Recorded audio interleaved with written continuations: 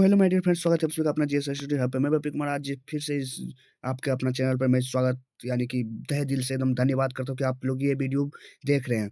Bihar board matric परीक्षा 2026 में जो एग्जाम देने वाला है और जिसका इसका भी 18 फरवरी 2026 को मैथ का पेपर होने वाला है दोस्तों, उसके लिए ये वीडियो बहुत ही इंपॉर्टेंट है। ऐसा है कि डूबते को तिनका का सहारा। मैं ऐसा इसलिए लिखा हूँ कि आप लोग अगर नहीं भी पढ़े हो ना मैथ, तो 5 ऐसे सब्जेक्टिव क्वेश्चन लेके आया हूँ कि हर बार रिपीटेड ही क्वेश्चन होता है वैसा मेथड वाला, ठीक है ना दोस्तों?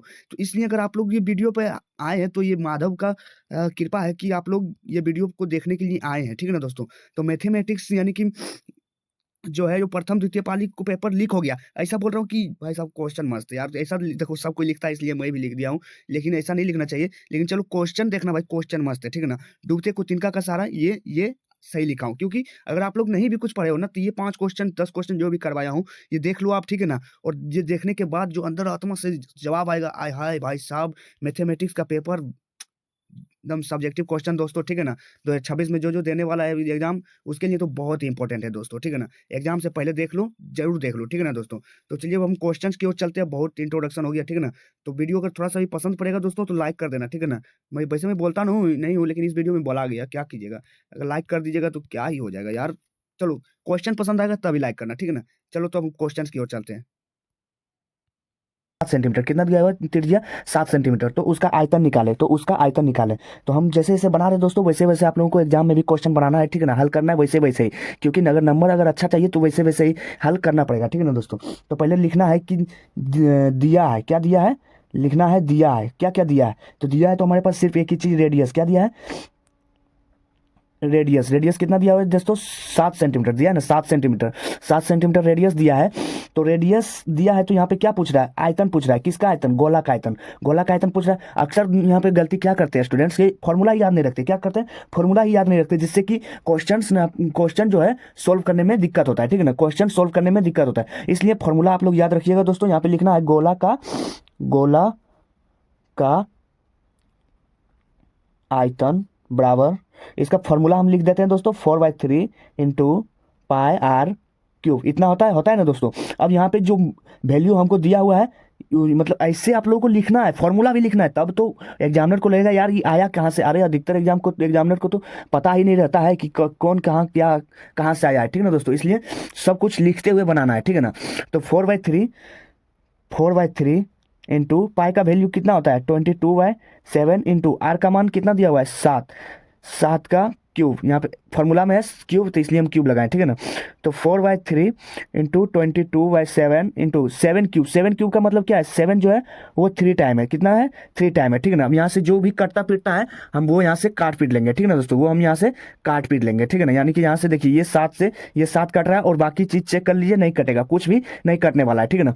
तो कुछ भी नहीं कट रहा है, तो इसलिए अब यहाँ पे आप लोग अगर गुना कीजिएगा तो यहाँ जो वैल्यू आएगा, गुना करने के बाद जो वैल्यू आएगा दोस्तों, वो आएगा 4312/3 सेंटीमीटर क्यूब। तो ये हमारा हो जाएगा राइट आंसर, ठीक है ना दोस्तों? तो क्वेश्चन नंबर 2 देखिए क्या है, निम्न आंकड़ों का माध्य निकाले। क्या है? निम्न आंकड़ों का माध्य निकाले। प्राप्त अंक कितना है? 10, 15, 20, 25, 30 दिया हुआ है। विद्यार्थियों की संख्या इतना इतना है, ठीक है ना दोस्तों? तो माध्य का पहले जो फॉर्मूला होता है दोस्तों, फॉर्मूला पहले यहाँ पे वो लिखना है, ठीक है ना? फॉर्मूला जो होता है वो लिखना है, ठीक है ना दोस्तों? तो सिग्मा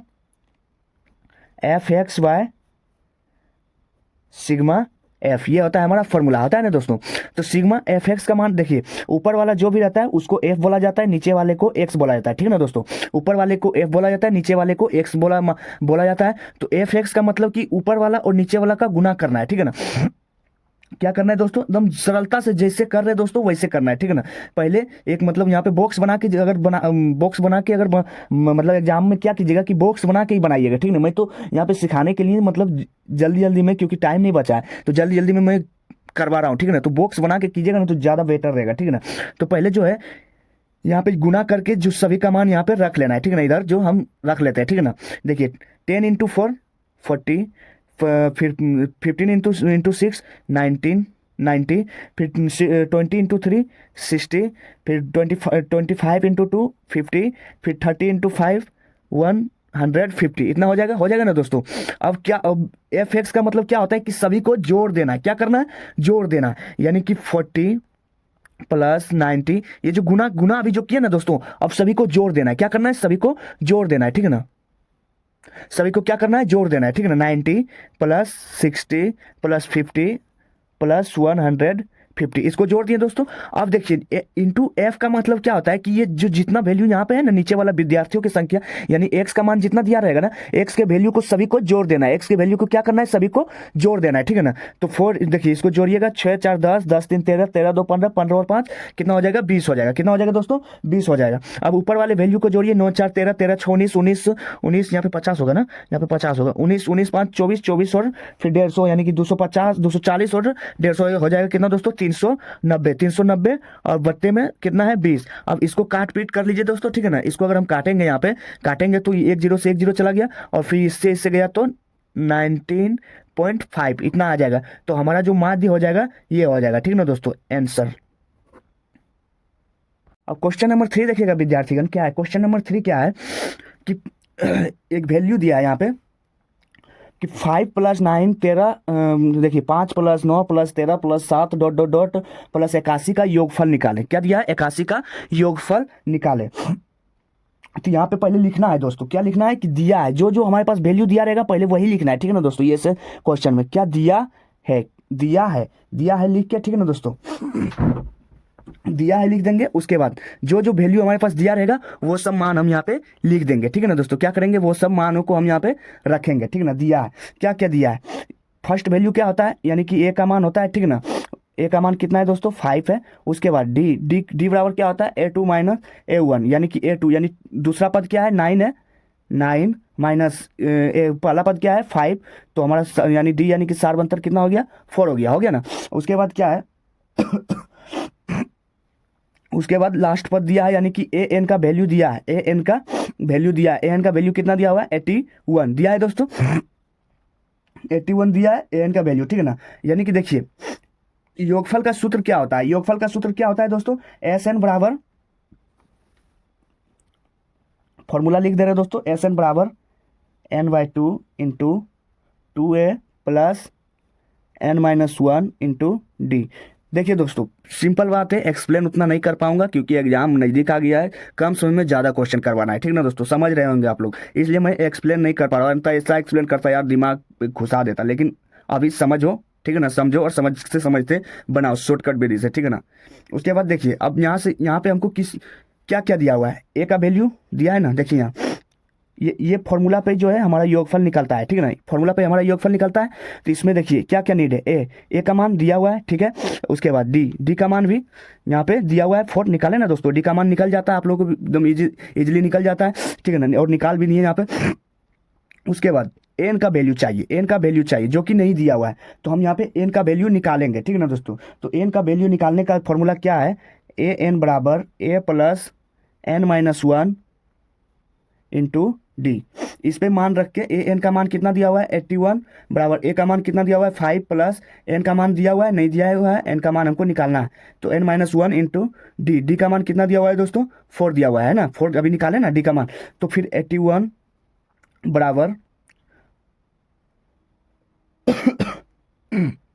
इधर देखिए दोस्तों 5 इधर प्लस में है तो इधर अभी हम लेके चलाते हैं, 5 इधर प्लस में है तो इधर आएगा तो माइनस में हो जाएगा, ठीक है ना दोस्तों, माइनस में हो जाएगा, बराबर n-1 इंटू 4।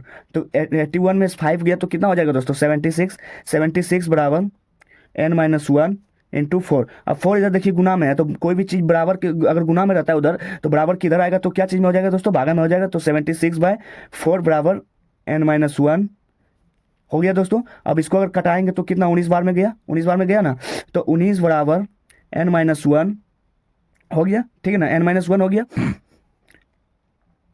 n-1। अब इधर देखिए ये क्या है? ये इधर अगर ब्रैकेट के बाहर जाता है तो ये देखिए क्या है, इधर माइनस में, इधर आएगा तो क्या हो जाएगा? प्लस में। तो 19 के साथ अगर एक जुट जाएगा तो कितना हो जाएगा? 20 बराबर n। यहाँ से हमारा 20 यानी कि n का वैल्यू जो था वो इस यहाँ से हमारा फाइंड आउट हो गया। अब n का वैल्यू जो है दोस्तों ये फॉर्मूला में रखिए और मान निकल जाएगा, ठीक है ना। जैसे कि देखिए स्पेस स्पेस देखिएगा दोस्तों थोड़ा कम है, ठीक है ना, स्पेस कम है इसलिए समझते हुए चलना है, ठीक है ना।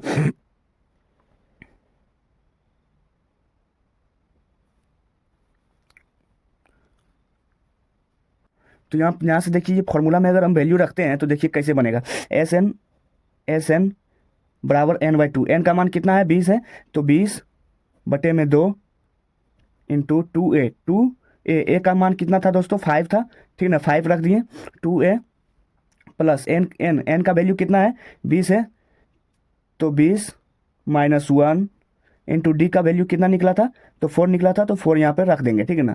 कुछ भी नहीं, एक्स्ट्रा दिमाग नहीं लगाना है, जैसे जैसे जो निकलता गया सब कुछ रखते जाइए। यहाँ से अब काट पीट जो भी होगा हमारा काटेंगे। यहाँ से 10 आ गया, ठीक है ना, यहाँ से 5 दूना 10 प्लस यहाँ 20 में से 1 गया तो 19 आ जाएगा, ठीक है ना दोस्तों। 20 में से 1 गया तो यहाँ से 19 आ जाएगा, 19 गुने में 4, ठीक है ना। अब यहाँ से 10 इंटू 10 प्लस 19 चक 76 आ गया यहाँ पे 76, ठीक है ना दोस्तों। अब 76 और यहाँ इसको जोड़ेंगे तो 86 हो जाएगा, ठीक है। 86 और 86 को अगर हम 10 से गुना करते हैं, यहाँ पे देखिएगा स्पेस कम है दोस्तों, ठीक है ना, इसलिए मैं इसे बता रहा हूँ। अगर इसको हम गुना करेंगे तो कितना आ जाएगा 860, ये हमारा आंसर हो जाएगा, ठीक है ना दोस्तों, ये हमारा आंसर हो जाएगा। अब क्वेश्चन नंबर 4 देखिए क्या है। यदि सेक 4a बराबर कोसेक a-20 हो जहाँ 4a न्यून कौन है तो a का मान निकाले, ठीक है ना दोस्तों। यहाँ पे क्या बोल रहा है क्वेश्चन समझिएगा और यहाँ से अब बनाइएगा, ठीक है ना। तो क्या दिया हुआ है, सेक 4a बराबर कोसेक a-20 डिग्री, ये हमारा दिया हुआ है, ठीक है ना दोस्तों। अब यहाँ पे एक फॉर्मूला का यहाँ पे नीड होगा दोस्तों कि सेक थीटा बराबर कोसेक 90 डिग्री माइनस थीटा, ये फॉर्मूला का यहाँ पे नीड होगा, ठीक है ना दोस्तों।